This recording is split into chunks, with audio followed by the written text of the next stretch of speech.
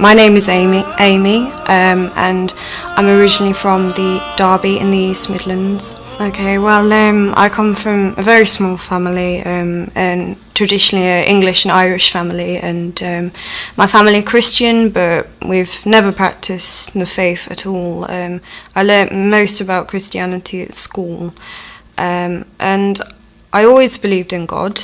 I always thought it made sense that the world around me had a creator, and I found school life quite difficult. I found dealing with the other kids and the teachers as well kind of gave me a really hard time for a few years. But it wasn't until I actually moved to high school that things started to improve. I was getting the support from my teachers, and I'd started to make friends and felt more kind of comfortable within myself.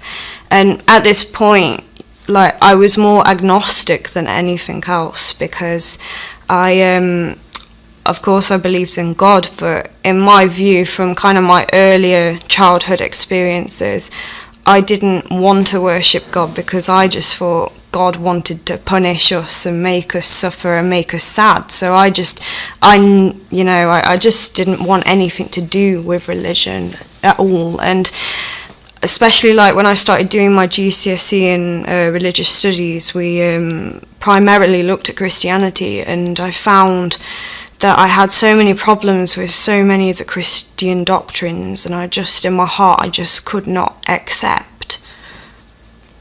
Well, I never really came over those difficulties, really. I just struggled just interacting with the other students at my school, and dealing with the pressure as well that was put upon us to succeed. Pretty much from the age of 11 onwards, everything became about exams, and kind of the way I felt about it was, if I didn't pass this exam, then I was a failure. And every time I did well in a test, I would feel like I had some self-worth. I had no self-esteem as a young teenager. I was very self-conscious, and I was very anxious as well, because I'd suffered a lot from bullying when I was very little, and it really did impact me on how I was with other people.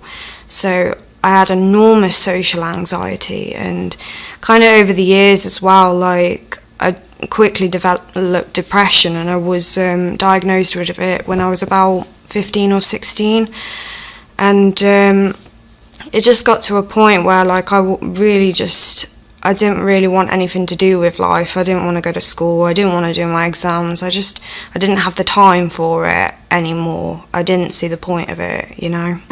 Well, from a young age at my primary school, we were taught about Christianity, but I was at an age where I kind of just believed everything that my teacher told me. But kind of as I grew up and I started doing my GCSEs, that was the first time I was really looking at Christianity, like, with a more kind of maturer and more kind of critical academic kind of eye. And the biggest problem I had was the issue of the Trinity. Like, it just did not make sense to me that God would almost kind of split himself up into three parts. And kind of from my point of view, like, if God is supposed to be just, and if he wants people to succeed and go to heaven, then the concept of God has to be easy to understand. Any human being, no matter what age or for what country they're from, what race, whatever kind of education they have, they need to understand that concept, because if they don't understand the concept of God, then surely they cannot succeed. And, I just think if you go out and ask any person on the street, I think most people wouldn't be able to explain the Trinity, and they wouldn't be able to understand it, let alone if you had just a little 8-year-old kid and you were trying to explain it to it. So that was the biggest problem for me. And I think the issue about Jesus alayhi salam being the Son of God, he always struck me as a prophet, and from the parts of the Bible that I had read, I only started reading the Bible when I was about 18, but before that, the bits that I had read, there was nothing that was convincing me that he was more than a man. He was doing things that normal men did. He was praying, he was eating, he was drinking. You know, he just seemed like a normal man who was trying to portray a message, and I found it very difficult to see God in such a weak and, you know, just a weak human being. It didn't make sense to me at all.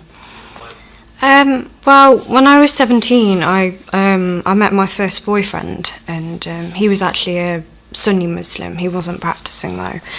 And I was with him for 2 years, and when I was 18 he proposed to me, and we planned on getting married when I had finished university. And he was the first introduction to Islam that I ever had, and he said to me, like, would you ever consider being a Muslim, because he wanted his wife to be a Muslim. And he told me a few things, and I thought, oh, okay, well, I'll go and read about it. I didn't know anything about Islam. I'd heard about things like 9/11 on the news, but to me that didn't make me kind of scared or didn't make me feel any kind of hatred towards Muslims. I didn't know enough to form an opinion. So I started to read, and I was actually very pleasantly surprised at what I found, and I was actually really impressed with the simplicity of Islam and the message of the Prophet sallallahu alaihi wasallam.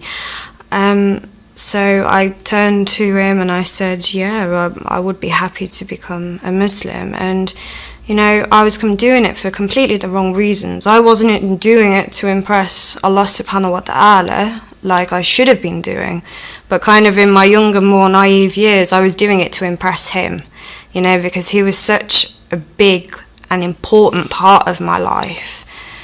I just wanted to impress him, and so I just started to practice it very, very slowly. But what hindered me was basically this relationship that I was in was a very volatile relationship.